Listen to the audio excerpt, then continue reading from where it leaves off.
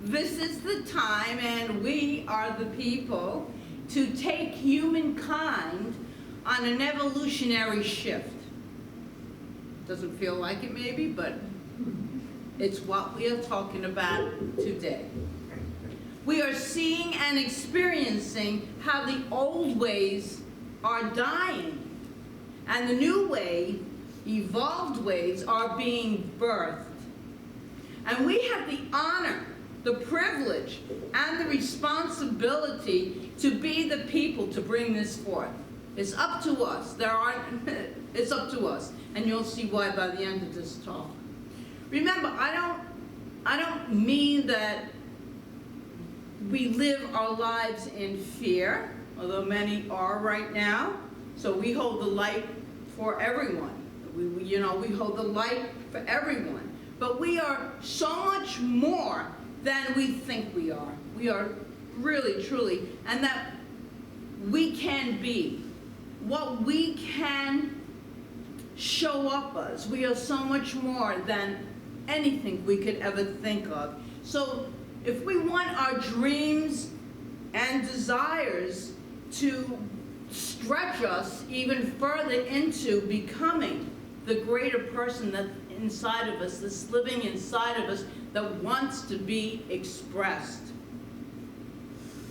Being a catalyst for the evolution of humankind is a pretty big stretch. It's a stretch, but if we don't stretch out of our comfort zone, then we stay small. So everything, every day, is a decision to stretch into the greater vision of who we truly are. And it might feel uncomfortable, but that's okay. We are here to support one another. That's why we're in this room, to be in community. People want to be in community. I was thinking of closing up for a couple of weeks, and I was met with a lot of, in fact, all the three people I discussed this with were absolutely none. So we're here. And we're here because we want to be here. We want to be in community. And we want to support each other. And that's really the way to show up in this world, is to stand firm, to do what we believe is correct, and to take responsibility. Because this is a collective humankind evolution that's taking place. And we've been talking about this for 10 years. There's a shifting consciousness. It all sounded so good 10 years ago until it hit, and we knew, those of us that discussed this, that things were going to change in a big way, that old ways of being were going to fall down, and that a new consciousness, which it's doing right now, will be rising, and it is. So how many of us were here last Sunday? Raise your hand. Okay. So enough of us were not here that I can say to all of you, Happy New Year. So Happy New Year again, as we go into our new year. And I want to refresh, reground those who were here in a short meditation that we did to start the service. So I'm going to do that again, and just to get us regrounded. And if you weren't here then, I invite you to close your eyes and to join us.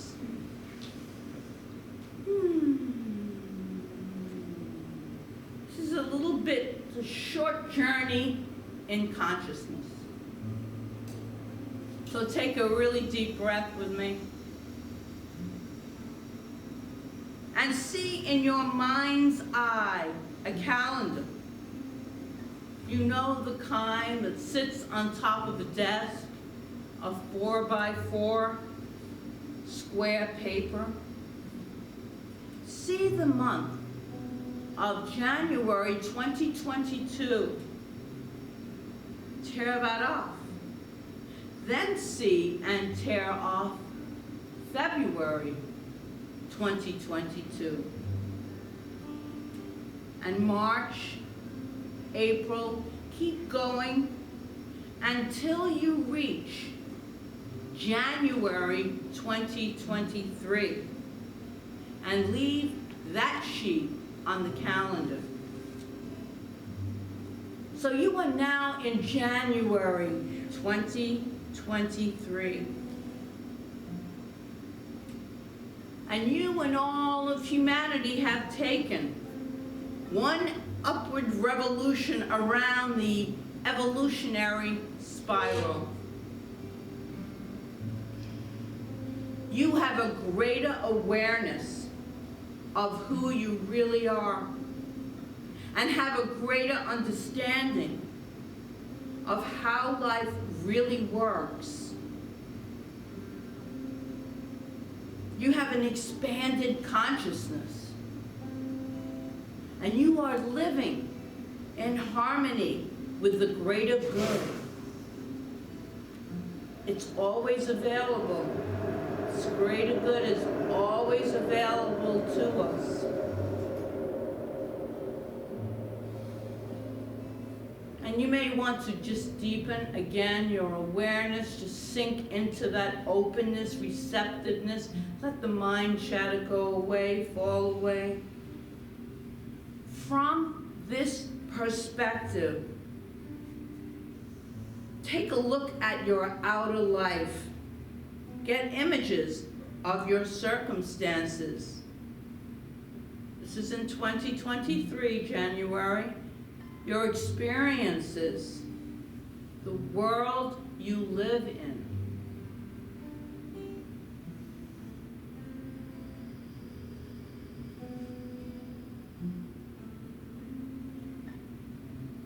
And see yourself living the life you desire to live in the world you desire to live in. And get a really good, vivid picture of the life. Your life, the world, in January 2023.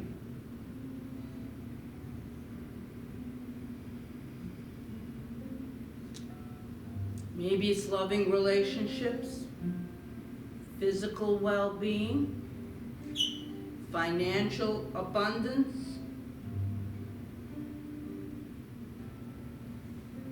the end of this pandemic.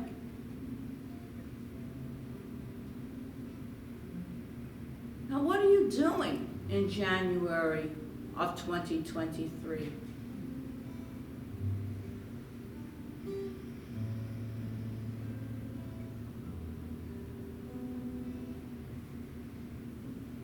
Go inside and check your internal landscape.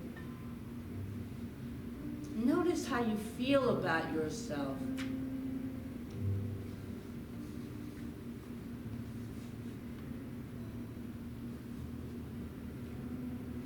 Now, what does the larger world around you look like?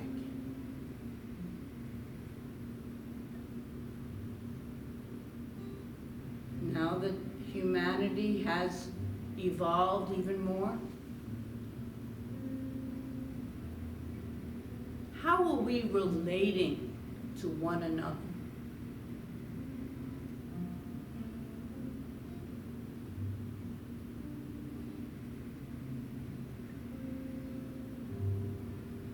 And take a couple of deep breaths. And see your calendar pages returning to their original order. So it's December 2022 returns. November, October, right through the year until you are back in January 2023, 2022, you're back to this day, this time, right now. And so as you take another deep breath, and you can open your eyes, re-ground yourself, just get that feeling of evolution.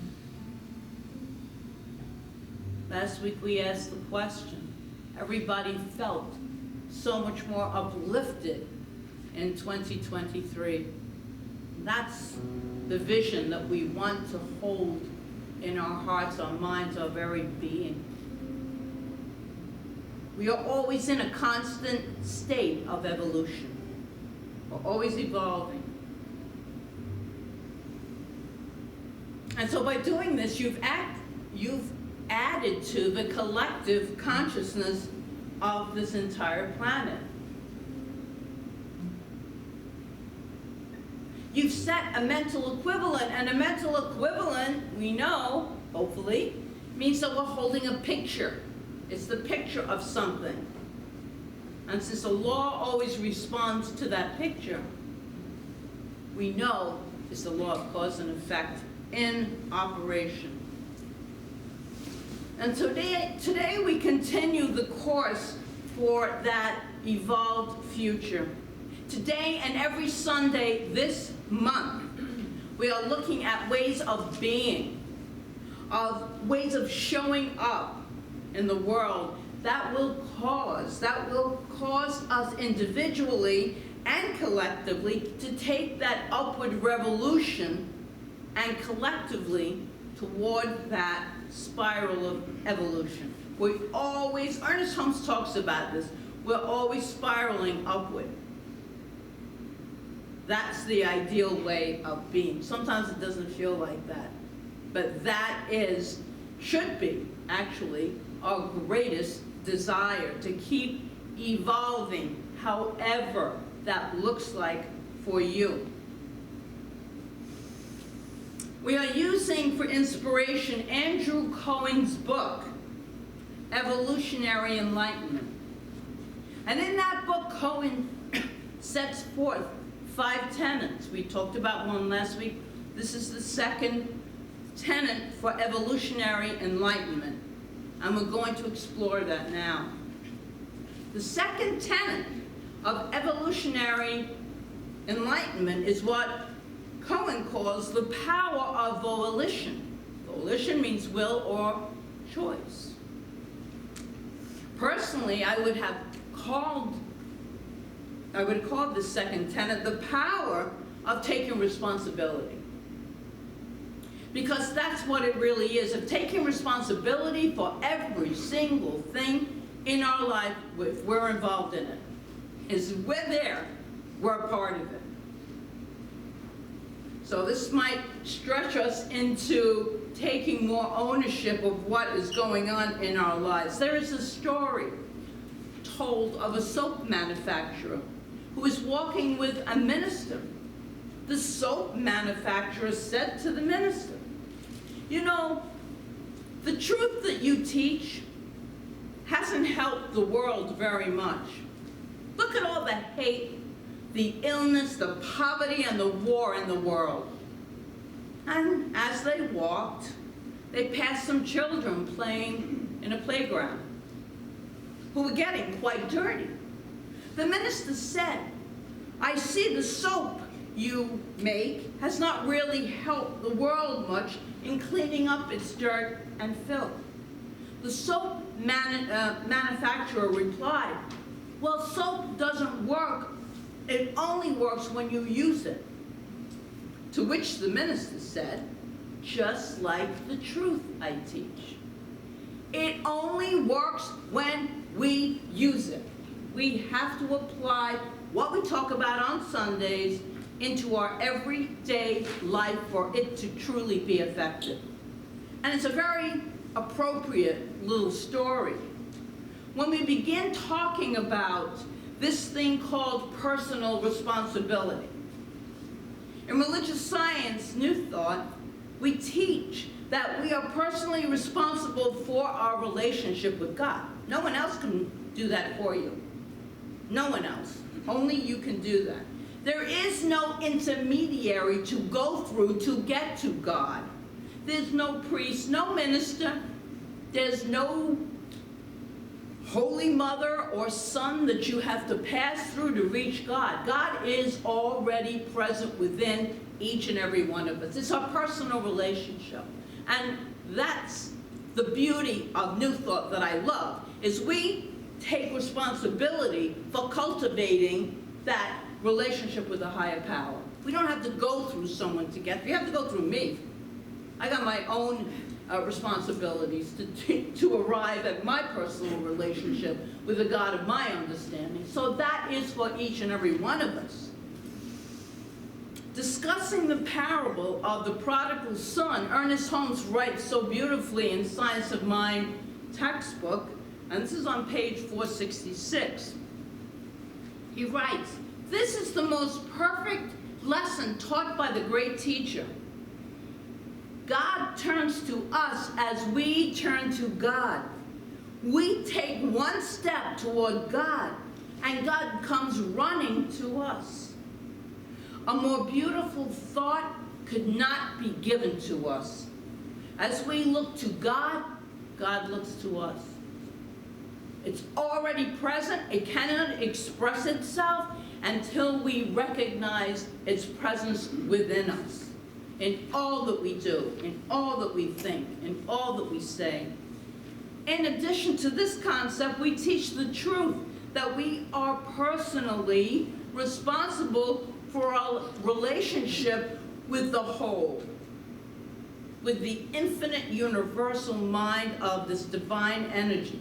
We teach the truth that we are each personally responsible for our experiences and the way our world unfolds. It's a big responsibility, yeah? But no one else can do these things except for within your consciousness, within you. And then that contributes to the evolution of the whole. Holmes also writes in Science of Mind, the normal functions of life are harmonious, but we interfere with these in our ignorance and thus bring discord into temporary being. In the life process of automatic functioning, both in our bodies and throughout the universe as a whole, the laws are being set and immutable. While in the use that we make of the law of cause and effect, in our individual experiences, we are responsible. There is a law that is always in operation. It is a part of the divine energy. It does. So what we think, feel, say, and act, all of that contributes to this law of cause and effect. It will give us back what we put into it. If we are constantly putting fear into it, we will get a continuous fearful living life. It's the way it works. That's the responsibility part. Clean your mind, clean your thoughts. And the way we embrace that task of clearing up what doesn't serve us, and foremost by making the spiritual effort to take responsibility for all of what makes us who we are, that means striving to come to terms with all of our past. All that stuff that's in our subconscious, that is our past, that needs clearing up. We embrace it. We need to take responsibility for it. Andrew Cohen writes this in his book. It means courageously stretching to embrace all his historically accumulated complexities of your present circumstances. Where we are today is a result of everything that has taken place before. The evolutionary impulse, when it awakens to itself within you as your authentic self, you've heard that term, your authentic self, that's your divine self, has no hesitation whatsoever about embracing responsibility. That divinity within us doesn't even recognize that word, because it's always responsible. It's always acting for us if we but believe and get in tune with it. And I love this question from Cohen's book. He writes, how can an energy and intelligence that is powerful and audacious enough to have given rise to an entire universe have issues with responsibility?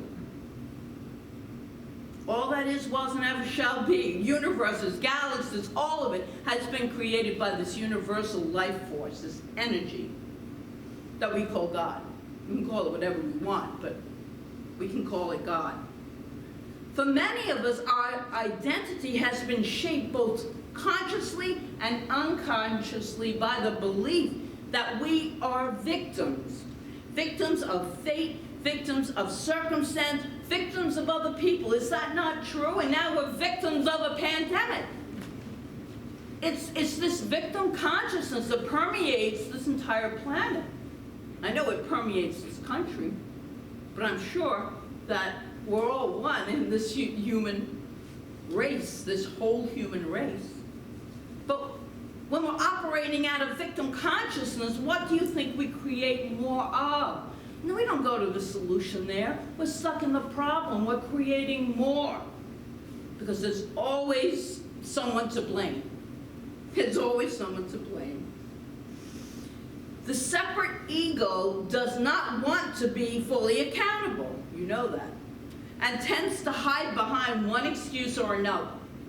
Well, it's not my fault. I didn't do this. That person did this. It's all that person's fault. It's all that institution's fault. It goes on and on. You know what I mean. The separate ego just doesn't want to take responsibility for what is going on in our lives. We get to choose how to respond to any circumstance. Abraham Maslow studied high-functioning people in the 1970s. He found there were common denominators among his subjects who were living more fully than others.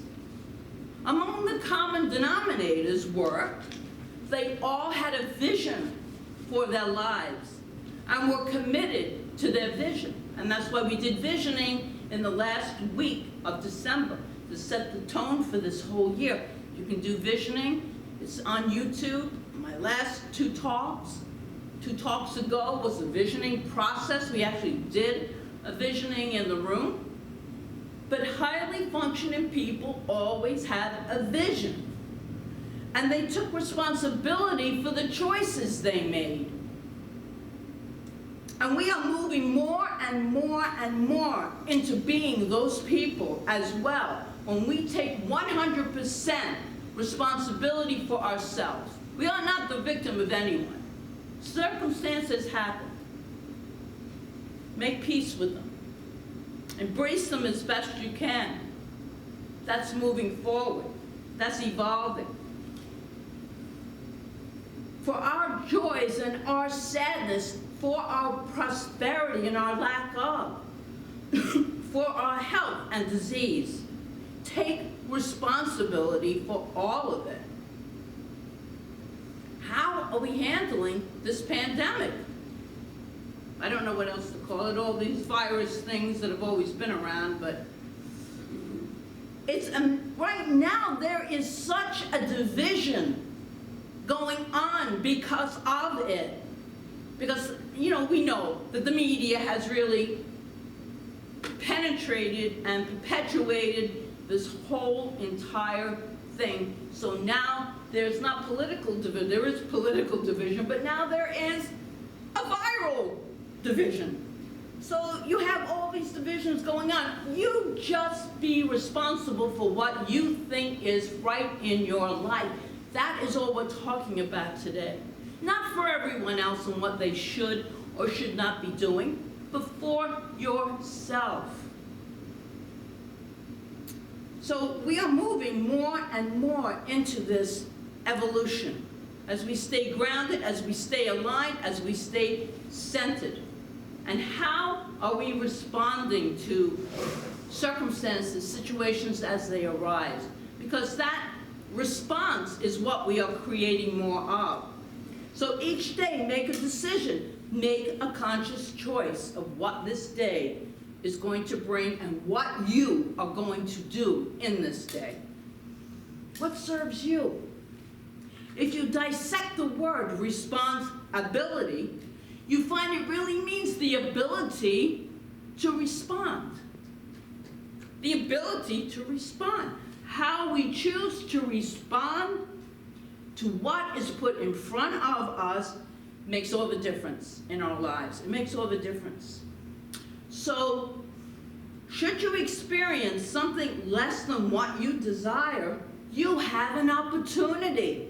An opportunity to take responsibility for yourself by asking these questions. What does this teach me about me? Every single circumstance that happens in our life, experience, relationship, what does this teach me about me? And what can I learn about me and the world from this situation? I always ask myself, what can I learn from every experience just about that I had? Then you ask yourself, how can I use this situation to grow, to evolve? When you find the goodness and gifts in all of life's situations, which is not easy, I will say that. It's not always easy to find, but they're there. It's all a matter of perspective, even the most difficult. The universe guarantees more goodness and gifts. So, my friends, here's our charge. Let 2022 be a year of no more blame. Can we do that? Blame the government? No more blaming them. No more blaming anyone. We can do it, but what does it get us? More of the same. No more blaming God for what has happened to you. No more blaming parents. That was a big one for me. But I healed it. Got to do the forgiveness work. No more blaming relatives, teachers, religions, ex-spouses, current spouses, the economy, the politicians. Let 2022 be the year we fully and completely embrace. We embrace the responsibilities in our life, and that is for ourselves. We're not responsible for anyone else. We are responsible for ourselves. And when we actually do this, we will move forward. We will start to evolve. We will start to spiral upward on this upward spiral of evolution. So the charge for this new year, if you decide you would like to, or if you just don't want to, is to move out of, once and for all, victim consciousness into a more responsible way of living, of what in this situation is mine to be responsible for, and what can I learn from it. And so it is, and we let it be.